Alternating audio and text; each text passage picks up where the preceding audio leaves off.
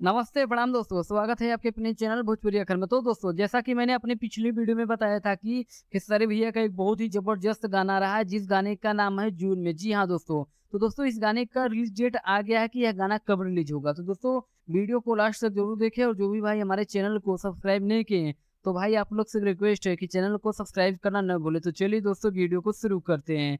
तो दोस्तों, बात करें खेसारी भैया के इस नए वाले गाने का, जिस गाने का नाम है जून में। तो दोस्तों, यह एक सैड सॉन्ग होने वाला है। जी हाँ दोस्तों, तो दोस्तों इस गाने को गाए हैं दबंग स्टार खेसारी लाल यादव। मतलब दोस्तों यह एक सोलो सॉन्ग है और इस गाने को लिखे हैं विशाल भारती और इस गाने में म्यूजिक दिए हैं मोनू सिन्हा। तो दोस्तों बात करें इस गाने में एक्ट्रेस की, तो दोस्तों इसमें एक्ट्रेस है नेहा पाठक।